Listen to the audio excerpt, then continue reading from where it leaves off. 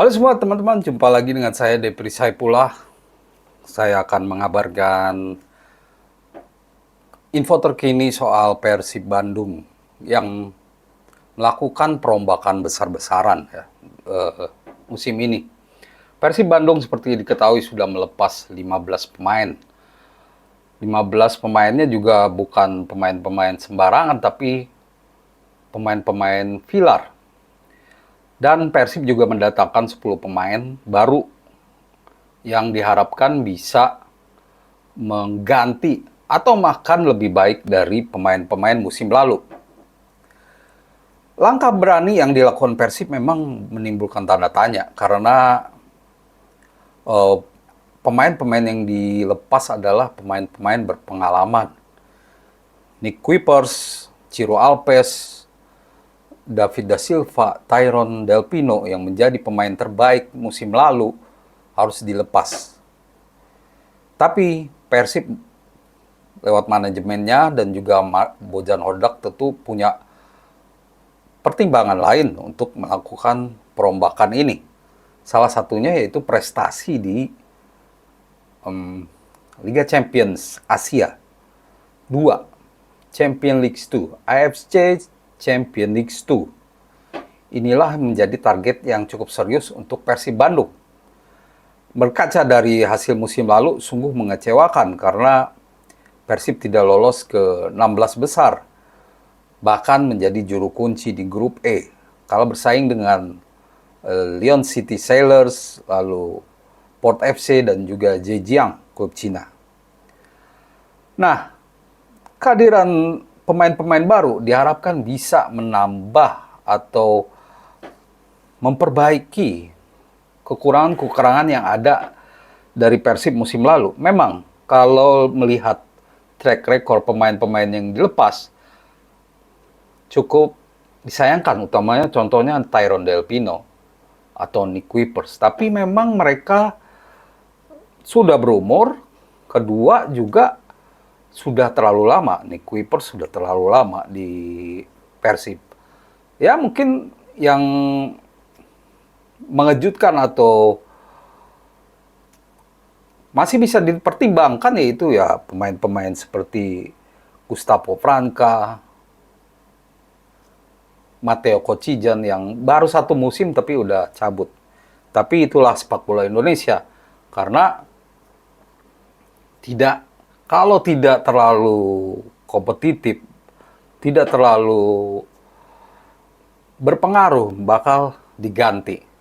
Apalagi kalau negosiasi kontrak, perpanjangan kontrak tidak berjalan. Ya, ada beberapa alasan di Persib ini yang memang terganjal oleh kontrak. Nah, pemain-pemain yang hadir, 10 pemain yang hadir menurut saya cukup baik ya. 7 pemain asing dan 3 pemain lokal. 3 pemain lokal, Hamra, lalu Alfeanda Dewangga dan Sadil Remdani. Lalu ada kiper Adam Pribek, Julio Cesar. Lalu juga di tengah Luciano, Berguinho, William. Lalu di depan ada Roman Tanque, William Barros. Nama-nama yang cukup asing karena ada beberapa baru main di Indonesia.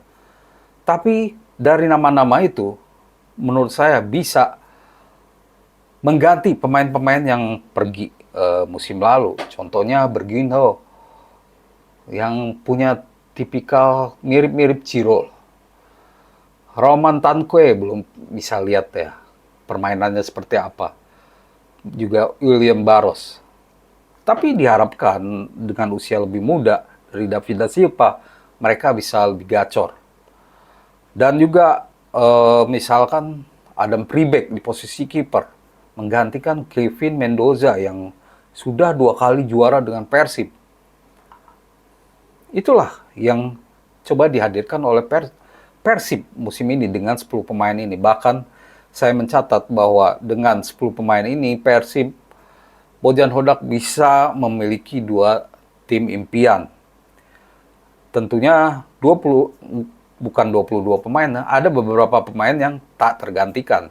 Tapi menurut saya kedalamannya cukup baik sehingga sekitar 20 pemain bisa digonta-ganti dengan enak di tengah jadwal padat Persib.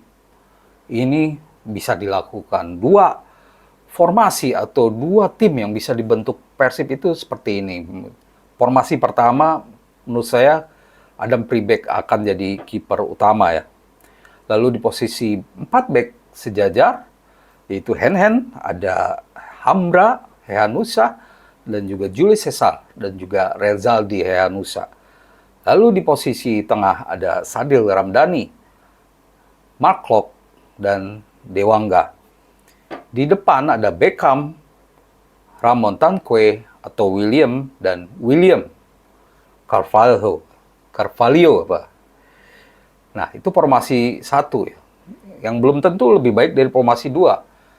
Formasi 2 bisa Teja Paku Alam atau Adam Pribek juga tetap.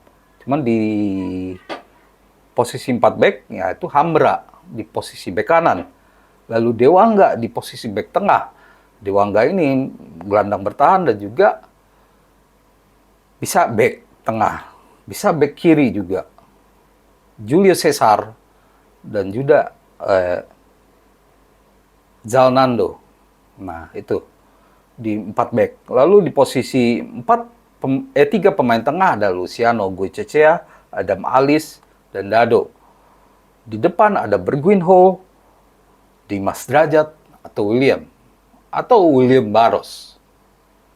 Jadi 10 pemain sudah bisa menggantikan 15 pemain yang pergi dengan prospek yang lebih cerah.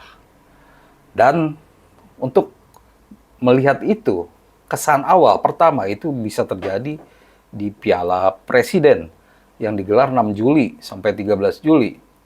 Persib akan satu grup dengan Dewa United dan juga Port FC.